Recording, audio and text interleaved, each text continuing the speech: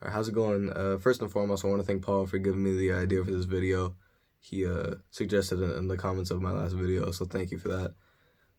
So today we're going to be looking at who I think the top 5 defenders of all time are. Defense is just as important, if not more important, than offense in the NBA. I'm a huge defensive guy. Some of my favorite players are defensive players like today, Rudy Gobert, Dwight Howard, people like that. I just love good defense. I feel like it's super underappreciated. You know, just because everybody likes to see like the flashy offensive plays, and they like to see alley oops and deep threes, which I love too. But I love defense just as much. So, uh, so we're gonna be talking about who I think are the 5 best defenders of all time. Starting with number 5, I have Dennis Rodman. He's a 2-time Defensive Player of the Year. He averaged over 18 rebounds per game in 2 consecutive seasons, and he averaged 13.1 rebounds a game over a decently long career. We all, I didn't watch The Last Dance. My dad wanted me to, but I had been doing research for hours the morning of, so I just didn't really feel like thinking about the NBA anymore because that's like what the majority of my day had been.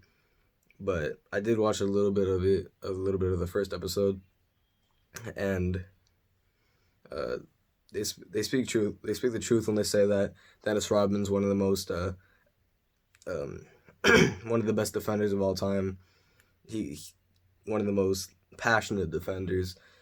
He's one of the most willing to actually block a shot, which you don't see much. You know, if somebody sees like a big guy going for a dunk, a lot of times he'll get out of the way. But Dennis Rodman's not that guy. He's gonna step in his way, even if he can block it or not, or if he can disrupt the shot or not. He's that guy who's gonna get really physical, really aggressive, and go out for the block and try to do what he can to make sure he doesn't score those 2 points. One of the most elite rebounders of all time, coming from power forward. That's really big. Usually see like usually you see like centers averaging more rebounds than power forwards, but Dennis Rodman being a power forward and averaging an insane amount of rebounds every game. 2 seasons where he averaged over 18, and one season after that where he averaged over 17. Crazy to me. But moving on to number 4, Dikembe Mutombo. He's tied with Ben Wallace for the most Defensive Player of the Year awards with 4. He is the second in recorded blocks in NBA history, and he averaged 10.3 rebounds per game over his career. Never really averaged an insane amount of rebounds, but still averaging over 10 rebounds per game is very impressive. And of course, that second in recorded blocks in NBA history makes him one of the best defenders of all time. But the reason I have him at number 4, I'll talk about that in a minute. But I'll explain the positioning of these next 4 guys as I go along. So just bear with me. Number 3, I feel like I feel like a lot of people are gonna disagree with me on this. A lot of people say that he's the best defender of all time. I have Hakeem Olajuwon. Of course, he has the most recorded blocks in NBA history, but I say recorded because during the time when a lot of people played, they weren't recording blocks. The NBA only started recognizing blocks in the 1972-1973 season, which is pretty far into the NBA's history. So that's a lot of players who didn't get their blocks recorded. He's a 2-time Defensive Player of the Year, which is, as I just said, two times or 2 years shy of the record, and he averaged 11.1 rebounds per game, which is more than Dikembe, but less than Dennis Rodman. So one of the most elite shot blockers of all time and a really elite rebounder. One of the, of course, he's in a Hall of.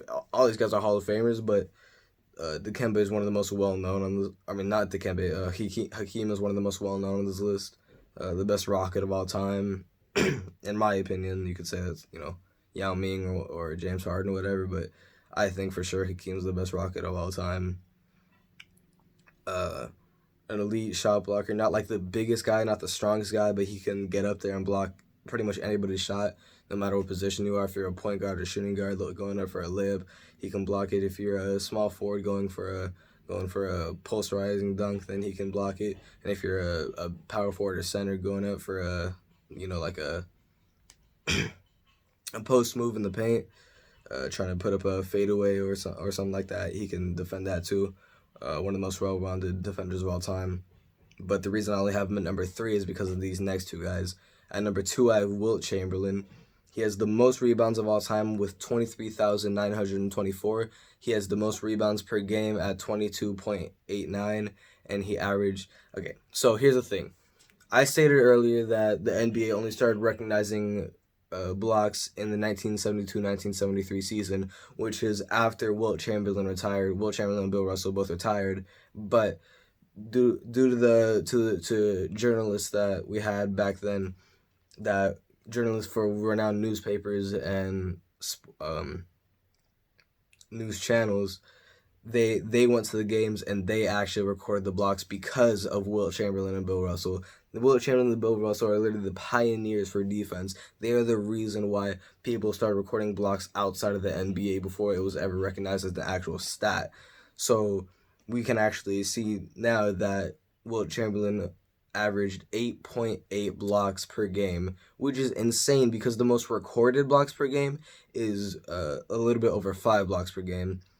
So Wilt Chamberlain averaged 8.8 blocks per game, and this is like not really this next one is not really like a stat per se, but I put that he's the only player to ever dislocate a person's shoulder on a block because it happened. And there's footage of it happening. I forget who it was, but he goes up for a layup. Wilt Chamberlain grabs the ball midair and just throws him down and dislocates his shoulder. Not really a stat, but I think it's super impressive and still a defensive feat for sure.